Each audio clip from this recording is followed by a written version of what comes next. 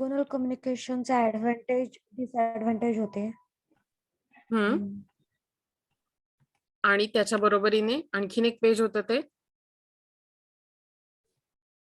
हे होतं ते informal channel of communication. So जर तुम्ही बघितलं तर इन्फॉर्मल चॅनेल आपण बघितलं कुठूनही कसंही फिरतं ते जे कम्युनिकेशन असतं आणि म्हणून त्याला every organisation there operates an informal channel of communication, ज्याला ग्रेप वाईन असं म्हटलं जातं. ओके, हे कुठूनही कुठे जातं. काय ग्रेपवाईन म्हणजे कशामुळे ग्रेपवाईन कम्युनिकेशन होतं तर जेव्हा ऑर्गनायझेशन मध्ये रिसेशन असेल आणि एम्प्लॉईजना कुठल्याही प्रकारची अनसर्टिनिटी वाटली तर when employees do not have self confidence they form unions, म्हणजे ती संघटना निर्माण होते आणि मग संघटनेत अशा कुठल्याही प्रकारे इन्फॉर्मेशन इकडे इकडे होऊन जातं. Managers show preferential treatment and favour to some employees. अर्थात हे सगळे खूप निगेटिव्ह फॅक्टर आहेत ओके इन्फॉर्मल कम्युनिकेशनसाठी दिलेले. It's not always negative, they can be positive to.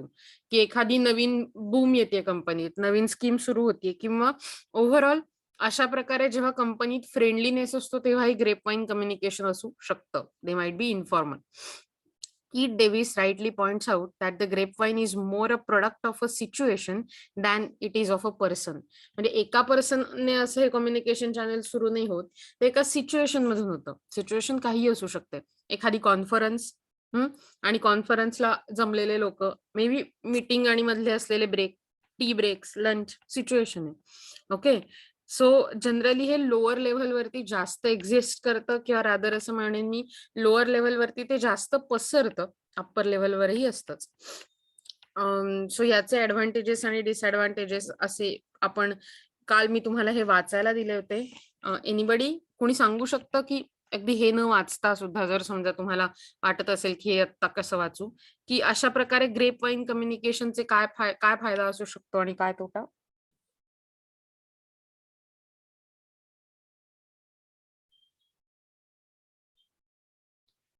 So ग्रेपवाईन communication हे सपोर्टिव्ह असू शकतं माणसाला. त्याला असं वाटू शकतं की कोणीतरी आपल्या पाठीशी आहे. So it's like emotional supportive value आहे त्याला. ते खूप फास्ट पसरतं, इन्फॉर्मेशन खूप रॅपिडली पसरते आणि याच्याबद्दल एक फार छान सीन जो मी तुम्हाला दाखवणार होते. जर समजा तुम्ही हे वाचलेलं असतं तर माझा वेळ वाचणार होता हे तुम्हाला परत एक्सप्लेन करायचं. सो मी तुम्हाला तो सीन दाखवणार होते, पण आता नाही शक्य कारण मला हे तुम्हाला एक्सप्लेन करायला लागतंय आणि त्यामुळे आपला वेळ ह्यात जातोय. कारण डबल वर्क होतं ना. सो ऍक्च्युली ग्रेपवाईन ही इन्फॉर्मेशन पटापट कॅरी करण्याचं एक खूप मोठं माध्यम आहे. From one channel to another channel, one person to another person खूप पटापट ते पास होतं. मॅनेजर्स त्यांच्या सबऑर्डिनेटच्या ज्या पॉलिसीज असतात त्यांना त्याबद्दल त्यांचं काय म्हणणं आहे हे फार पटकन त्यांना लक्षात येऊ शकतं.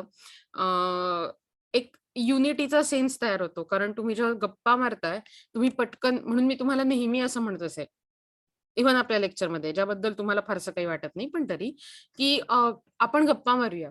मी जे बोलते मी एकटाकी बोलते हे फार बोरिंग आणि खूप खूप अति ट्रेडिशनल आहे जी बदलायला पाहिजे मेथड.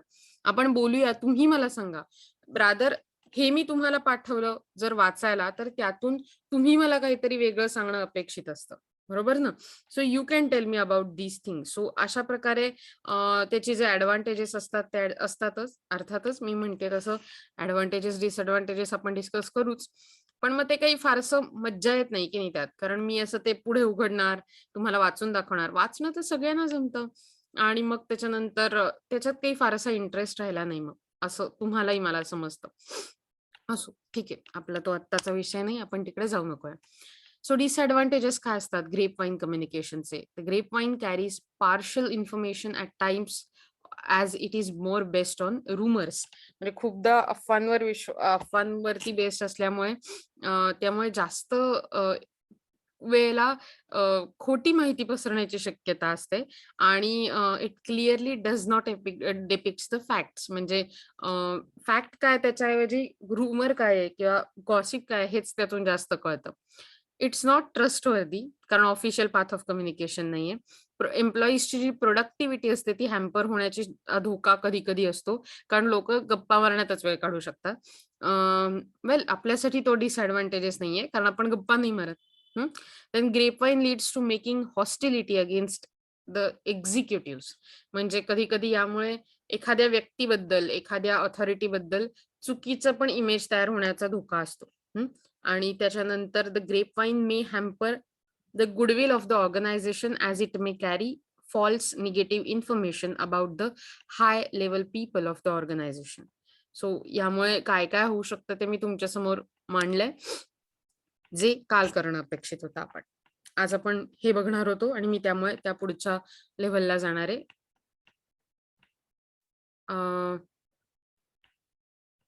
पुढची लेव्हल आहे रायटिंग फॉर्मॅट. आणि तुम्ही जर बघितलं तर writing format application statement of a purpose SOP and resume. तुम्हाला कधी हे असं काही केल्याचं काही माहिती आहे, अंदाज नाही तुमचा आणि ह्याचा काही संबंधच नाही? फॉर्मल लेटर लिखे हमने. Formal letter. करेक्ट. ही सगळी फॉर्मल लेटर्स असतात आणि डेफिनेटली ही शिकायलाच लागतात. मला माहिती तुम्ही कदाचित बिझनेस कम्युनिकेशन तुम्ही शिकता, राईट? की शिकलं होतं? Yes ma'am. त्यात ही फॉर्मल लेटर कशी लिहायची हे शिकला होता? Yes ma'am. Yes ma'am. Correct. कोणती कोणती लेटर्स कशी लिहायची शिकला होता तुम्ही, सांगा मला. Formal, informal, complaint letter.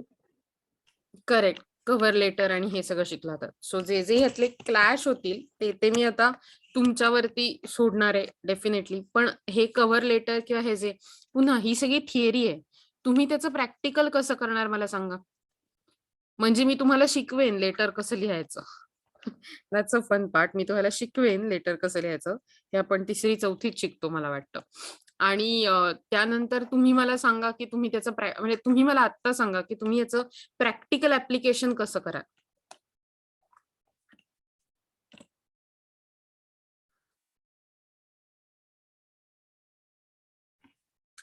No anybody? ऊपर नाम आएगा जिसको सेंड करने का है. पहले ऊपर हमारा एड्रेस आएगा, उसके बाद हमें जिसको सेंड करना है उसको. नाही फिर नीचे हमारा सब्जेक्ट आएगा. ऐक म्हणजे तू बरोबर सांगतेस, काय कसं लिहायचं ते सांगतेस. मला असं तुमच्याकडून ऐकायचंय की मी हे तुम्हाला थिअरी मध्ये शिकवेन, तुम्ही प्रॅक्टिकली ते लिहून बघणार आहात का? लाईक तुमची इच्छा तरी आहे का लिहायची तसं? Do you want to? Okay, बघूया मला किती जण लिहून पाठवतात ते. बघूया. A job application letter, that is also called as cover letter, is written to apply for a specific position. It is persuasive message that sells the applicant's talent to prospective employer. So एखाद्या एम्प्लॉयरला आपण का त्यांनी मला जॉबला घ्यावं किंवा at least interview साठी तरी का त्यांनी मला प्रेफरन्स द्यावा असं सांगणार हे लेटर आहे, ज्याला ऍप्लिकेशन लेटर म्हणतात, ज्याला कव्हर लेटर असंही म्हणतात. Okay, although the basic objectives of every job application is to draw clear connection between job one is seeking and one's qualification. It serves specific purposes. So त्यांना connect करायचं असतं की मी तुम्हाला काय ऑफर करतोय आणि तुमच्या जॉबची काय रिक्वायरमेंट आहे. या दोन गोष्टी कनेक्ट करण्यासाठी कव्हर लेटर असतं. कव्हर लेटर हे जनरली तुम्ही जर बघितलं असेल तर तुमच्या आपण असं म्हणू शकतो की तुमच्या रेझ्युमे वरती लिहिलं जातं, म्हणजे रेझ्युमे पाठवताना इंटरव्ह्यू साठी. So what is the purpose of application letter? Can you read it? Anybody who wants to read it apart from Nupur आणि मेहक, कारण त्या तुमच्या प्रतिनिधी म्हणून भरपूर वेळा बोलतच असतात.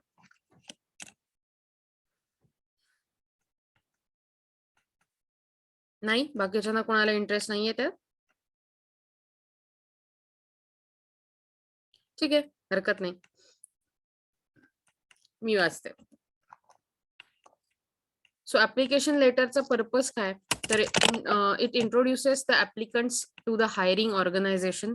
It introduces the applicant's resume.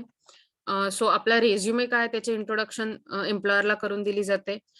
Hiring ऑर्गनायझेशनला application म्हणजे कुणाचं आहे आपलं ते ऍप्लिकंट, म्हणजे जो कोण अप्लाय करतोय, जो माणूस, त्याच्याबद्दलची माहिती दिली जाते.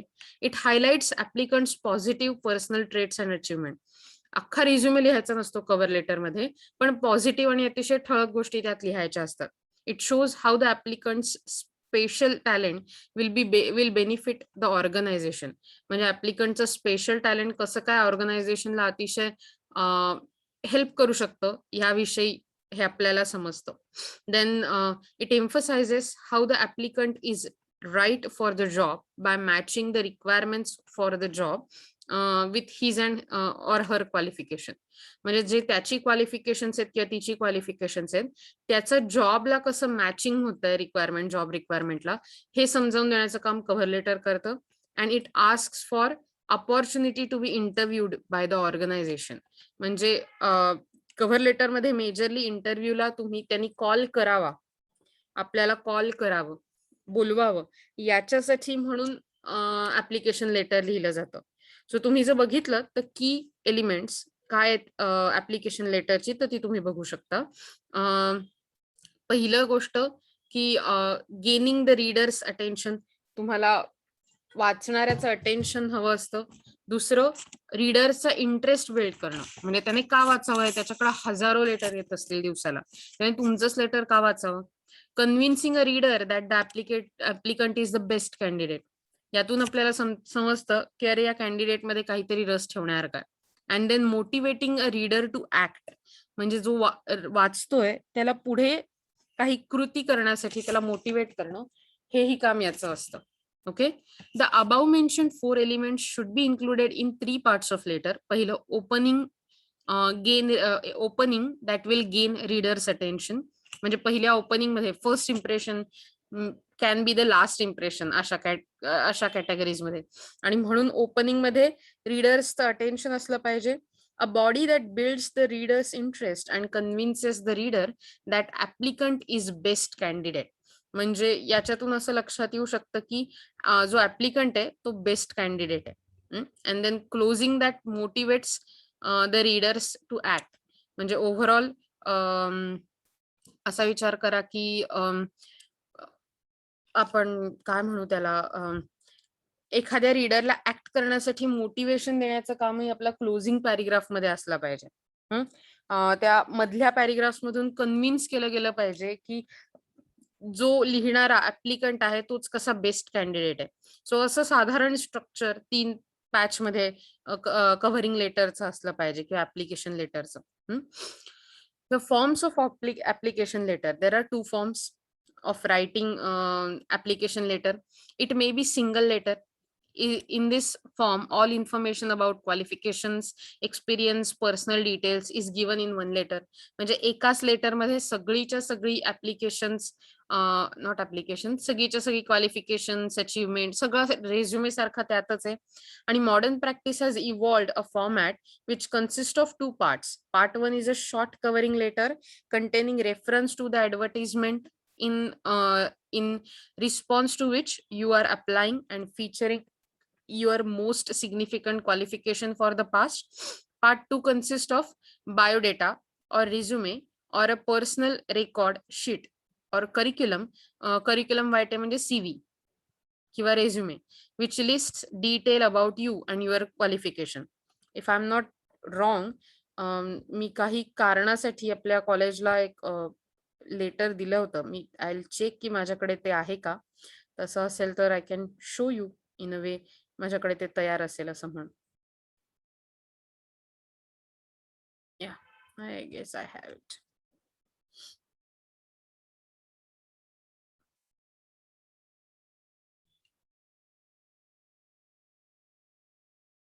Wait a minute, okay. So in any way, if you are writing application letter, तुम्हाला ते अतिशय बल्की न लिहिता एक फॉर्मल फॉर्मॅट ठेवला पाहिजे. जसे 3 त्यांनी दाखवलेले पॅच आहेत ते तुम्हाला मेन्शन केले पाहिजे. ओपनिंग, मिडल आणि एंडिंग असं. त्याच्यानंतर तुम्ही बघू शकता की सो आता आपण काय करतो, जनरली आपला CV अटॅच करतो छोट्या लेटरला. टाईप ऑफ ऍप्लिकेशन लेटर मध्ये एक असतं solicited letter. solicited letters are one which are written in response to an advertisement. So मगाचं जसं होतं ते advertisementला response होता. Unsolicited letter is when the job seekers get information of a vacancy through the indirect sources. It is unsolicited letter of application. आपल्याला कुणाकडून तरी कळतं, अरे त्यांच्याकडे जॉब अवेलेबल आहे, वेकन्सी आहे तिकडे, आता ही कुठे पब्लिश झालेली ऍड नाहीये, देन यू राईट, त्याला अनसॉलिसिटेड म्हणतात. सॉलिसिटेड जेव्हा ऍडव्हर्टाइजमेंट मध्ये पब्लिश होतं तेव्हा. ओके, एमसीक्यूज नाही महत्वाचे डिटेल आहेत आणि भविष्यालाही. आता त्यांनी फॉर्मॅट दिलाय, how to write application letter. तुमचा ऍड्रेस, फोन नंबर, डेट ह्याच्यावरती नाव असावं होपफुली. नंतर name of the person you are writing to, मगाशी म्हटलं होतं टू प्रिन्सिपल सर, त्यांचं टायटल काय. त्याच्यानंतर ऍड्रेस, मग डिअर, जनरली डिअर असं म्हणायची गरज नसते, पण तरी तुम्ही म्हणलात तरी हरकत नाही. त्यानंतर रिगार्डिंग म्हणजे subject, regarding position, title and it starts with the job number. मग तुमचा first paragraph, say where and when you saw the job advertisement, जे मगाशी रेफरन्स या कॅटेगरीमध्ये वरती लिहिलेलं होतं. Then second paragraph, write a short paragraph saying how you meet and most important of the section of criteria you have identified, be positive. म्हणजे तू मगाशी असं लिहिलेलं होतं, if you see the line, की तुमची ही ऍडव्हर्टाइजमेंट पाहिली म्हणून मी हे ऍप्लिकेशन लेटर लिहितेय कारण मी तुमच्या त्या सगळ्या क्रायटेरियामध्ये बसते. So that is your reassuring employer की ठीक आहे मी एलिजिबल आहे. Third paragraph, write a short paragraph about the second and third most important selection criteria you have identified, why you believe you are suitable for job. मग अशी म्हटलं असं, आधीचं जे लेटर मी तुम्हाला दाखवलं, it was more like a formality thing आणि त्याच्यामुळे त्यात या पॅरेग्राफची गरज नव्हती. I was working there, so it was just formality. And the last paragraph, tell the employer that you are enclosing your resume, ते तर लिहिलेलं होतं तिथे. And references with the letter. References काय माहितीये तुम्हाला काय असतं ते?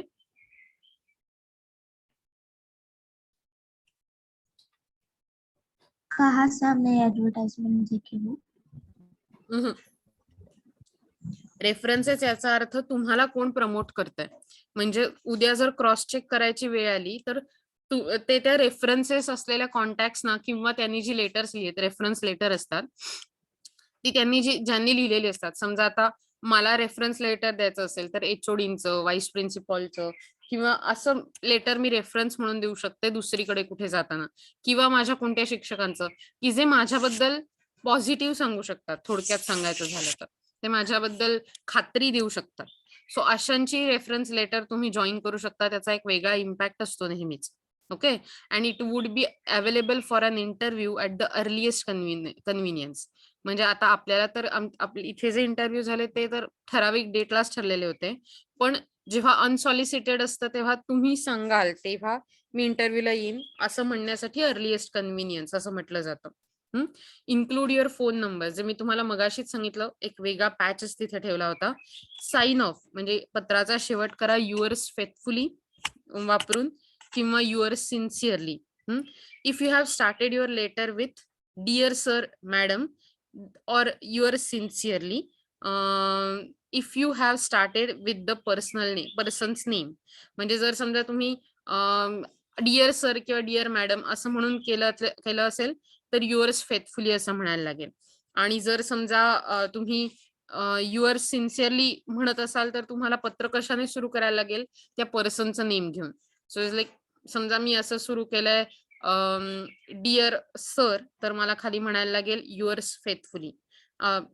मी म्हटलं असेल respected principal sir, respected Rujuta madam किंवा respected XYZ sir, XYZ ma'am, तर त्याच्या खाली मला लिहायला लागेल yours sincerely. Always sign your name in pen above your typed name.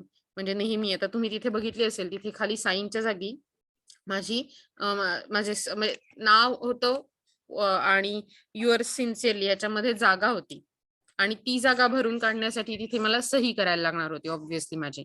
It is advisable to type the letter so that it can be read quickly and easily by people who do not have much time. नेहमी हाताने letter लिहिण्यापेक्षा ते type करणं कधीही सोपं म्हणण्यापेक्षा गरजेचं, कारण त्यामुळे लोकांना पटकन तुमच्या हातात, म्हणजे ते वाचण्याची पटकन त्यांना मिळते शक्यता, पटकन वाचून संपतं. If it is hard to read they might give up and go on to next application. आपली सुंदर सुंदर मोत्याच्या दाण्यासारखी अक्षर बघून कदाचित ते ऍप्लिकेशन कचऱ्याच्या टोपलीत टाकलं जाऊ शकतं. So we don't want to give it like that risk to that point. So काय नोट मध्ये लक्षात ठेवायचं आहे, the letter has to be printed on a good quality paper. कुठल्या तरी घाण पेपरवर नको. Use professional fonts like Times New Roman, Arial and font size that is readable. Generally 11 किंवा 12 इथपर्यंतच. ओके. मग तुम्हाला हे मी रिसर्च पेपरच्या बाबतीत पण सांगितलंय. Times New Roman, Arial font, म्हणजे तुम्हाला research paper Times New Roman मध्ये लिहायचा होता, पण एरियल किंवा टाइम्स न्यू रोमन अगदीच वेळ आली तर कॅलिबरी इतकेच फॉन्ट लक्षात ठेवायचे त्यावेळी वापरताना. The letter has to be flawless. कुठची चूक नाही असली पाहिजे त्यात. आणि तुम्ही जर बघितलं असेल तर हे जे मी लेटर तुम्हाला मगाशी दाखवलं त्या लेटर मध्ये पण काही चूक आहेत. नशिबाने मी तेच लेटर वापरलं नाही. I have changed it. Rather I should have show you की त्या मिस्टेक नंतर मी फाइंड आउट करून चेक केल्या आणि चेंज करून पाठवलं. पण त्या लेटर मध्ये पाहणं गरजेचं असतं आपल्याला नीट. Let me just show you again. You can see it. पाहिजे की आपल्या हातून चुका होतात हे आपल्याला एक्सपेक्टच नसतं की अरे चूक ही डिस्ट्रिक्ट लिहिताना कशी चूक होऊ शकते असं. आणि त्याच्यामुळे आपल्याला आपलं परत परत प्रूफ रिडिंग करणं अतिशय गरजेचं असतं. सो पुढचा point, proofread the letter thoroughly before dispatching it. कारण चुका असलेलं लेटर, तुम्ही जे नेहमीच प्रेम करता तुमच्या टायपिंगवर, किती लोकांनी ईमेल चुकवलेत आणि त्याच्यानंतर मला स्क्रीनशॉट पाठवलेत, मॅडम तुम्ही तुमचा मेल आयडी चुकीचा आहे असं म्हणून. कितीतरी लोकांनी, कारण त्यांनी ईमेल चुकीचा टाकला होता आणि मग त्यांना सांगितल्यावर अरे हा असं झालं.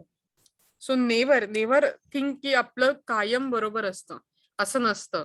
तुमच्यासाठी इथे एक काय म्हणू सिंगल लेटरचा हे दाखवलेला आहे. व्हॉट आय विल से, आज घरी ऍटलिस्ट मोबाईलवर टाईप करा, कारण आपण खूप टाईप करत असतो, किंवा लिहून बघा. एक ऍप्लिकेशन लेटर लिहूनच बघा, कदाचित त्याचा तुम्हाला फायदा होईल. इथे जर बघितलं असेल तर इथे ती लिहिणाऱ्याचं नाव, त्याचा पत्ता असा आहे, खाली डेट लिहिली. आपण डेट इथेही घालू शकतो, राईट वर्ड लेफ्ट वर्ड कुठेही.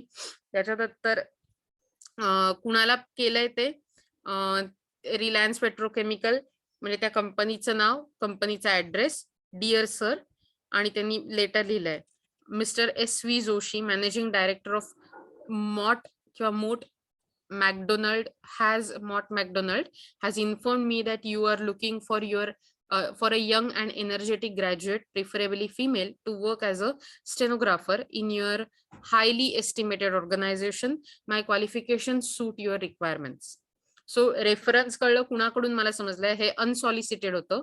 सो या ऍडव्हर्टाइजमेंटचा रेफरन्स नाहीये, मला यांच्याकडून कळलंय. आणि म्हणून मी तुम्ही एका यंग आणि एनर्जेटिक स्टेनोग्राफर साठी बघताय, मी ती आहे. My qualification suits your requirement. Then I am BCom of the university of Mumbai, having graduated from Poddar college, म्हणजे तुमची डिग्री, तुमचं college. Okay. Poddar college of commerce in 2005, degree मिळाल्याचं वर्ष, with the advanced accounting and auditing as my special subject.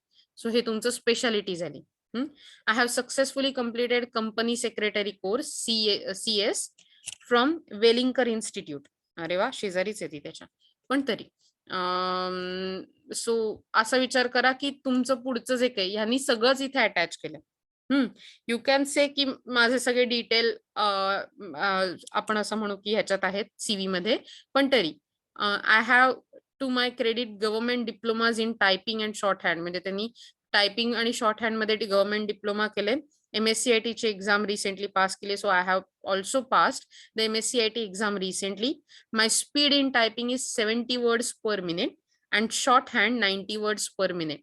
So तुमचा टायपिंगचा आणि कारण स्टेनोग्राफरचा जॉब आहे. ओके. म्हणून I am fluent in English and have ability to correspond independently. थोडक्यात तुमच्या जॉबच्या साठी मी किती योग्य कॅन्डिडेट आहे. ओके.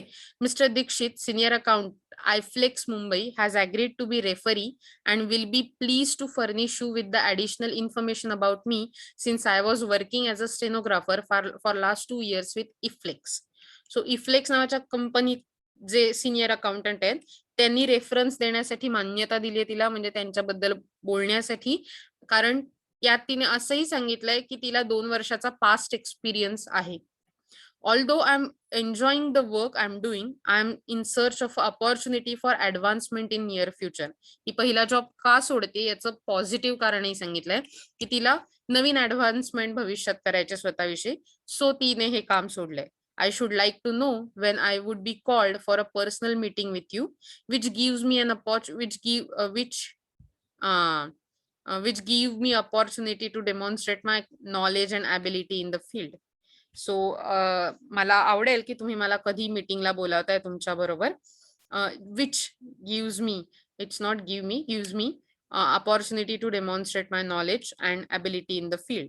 So yours truly किंवा yours faithfully, इथे तुमची साईन असेल SD च्या जागी आणि त्याच्यानंतर मिस डॉली सीट.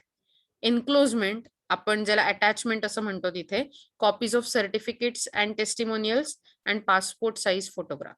तुम्ही काय काय त्या ह्याला एनक्लोज केलंय ते पण लक्षात येतं. सो तसंच हे खाली दिलंय. मला वाटतं की हे पण वाचूया आपण, नाही का? कोणी वाचू शकेल का तुमच्यापैकी? इच्छा, आकांक्षा, मनीषा?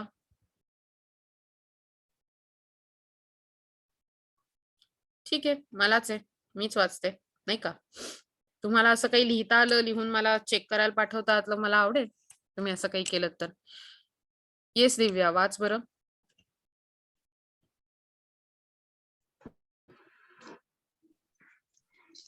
मिस रीता विराणी. मॅम ते नको ना वाचू, डायरेक्ट खालचं वाचू का? It's okay. हा, असं विचार करा, हा हे तिचं नाव, ऍड्रेस आणि डेट आहे. अँड देन हा वाच पुढचं. हे जे पुढे आहे ते कुणाला लिहिलंय? तर ऍडव्हर्टायझरला लिहिलंय. बॉक्स नंबर आणि इंडियन एक्सप्रेस हे पण कुणाला लिहिलंय ते. Now it goes to dear sir. वाच बरं पुढे. Your advertisement for a financial manager in the Times of India of 5th April 2017 interests me because I think I am a most suitable candidate for the above mentioned post. I possess all the qualities, qualifications, training and experience required by you. एक After second, my MCom, एक second, मी हे तुम्हाला explain करते फक्त. Okay, so ही solicited आहे, म्हणजे आधी पाहिलेल्या ऍडव्हर्टाइजमेंटला रिप्लाय देताना 5 एप्रिल 17 मध्ये ऍडव्हर्टाइजमेंट आली आहे आणि त्याचा रिप्लाय 25 एप्रिलला दिला गेला. ओके, कारण तिला असं वाटतंय तिला की ती सुटेबल कॅन्डिडेट आहे मेन्शन्ड पोस्ट साठी, आणि म्हणून तिने तिची सगळी क्वालिटीज, क्वालिफिकेशन्स आणि ट्रेनिंग आणि एक्सपिरियन्स हे रिक्वायर्ड असल्याप्रमाणे आहे असं सांगते. ओके, नेक्स्ट टू वाच. After my MCom, I specialize in management accountancy while working for my MBA degree.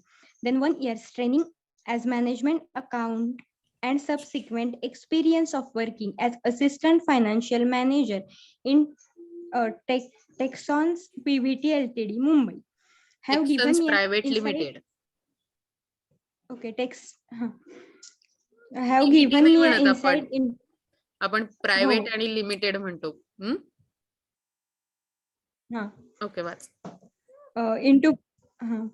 Given me an insight into budgeting, accounting, and financial control. The enclosed biodata sheet and Xerox copies of certificates will convince you that deserve to be called for an interview. I deserve to be. I तिथे कोपऱ्यात गेलं. I deserve to be called for interview. पुढे yours faithfully. आणि मग तिथे काय काय एन्क्लोजमेंट केलीये, अटॅच केलंय ते. सो तुम्ही बघितलं तर हे आणखीन एक वेगळ्या प्रकारचं तुमच्या समोर आहे. एक साधारण ढाचा, प्रोफॉर्मा ज्याला आपण इंग्लिशमध्ये म्हणतो, ते 2 प्रोफॉर्मा पुस्तकातून मी तुम्हाला दाखवलेत. एक माझा स्वतःचा दाखवलाय, आणि आता तुम्ही तुमच्या जॉबला पहिल्यांदा जाताना काय लिहाल याचं तुम्ही मला दाखवायचंय. ओके, सो उद्याला तुम्ही मला सगळ्यांनी एक ऍप्लिकेशन लेटर लिहून दाखवूच शकता, नाही का? दाखवाल ना? Yes, ma'am.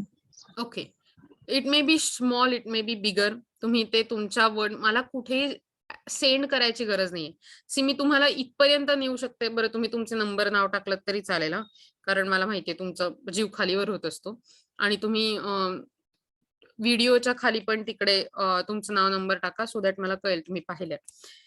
सो असं लक्षात घ्या की मला माहिती आहे तुम्ही सिमिलरली असं म्हणू शकता की हे कुणाला ह्याला मार्क आहेत का? नाही. पण तुम्हाला जॉब तर घ्यायचाच आहे ना कधीतरी जॉब घ्यायचा किंवा इतरांचे ऍप्लिकेशन लेटर घ्यायचे जर बिझनेस असेल तर इतर कोणत्या गोष्टीसाठी ऍप्लिकेशन करायचंय. सो ही जर लेटर मी नुसती वाचून दाखवली तर ह्याचा काही उपयोग नाहीये. कुठेही मला ईमेलवर गरज नाहीये त्याची.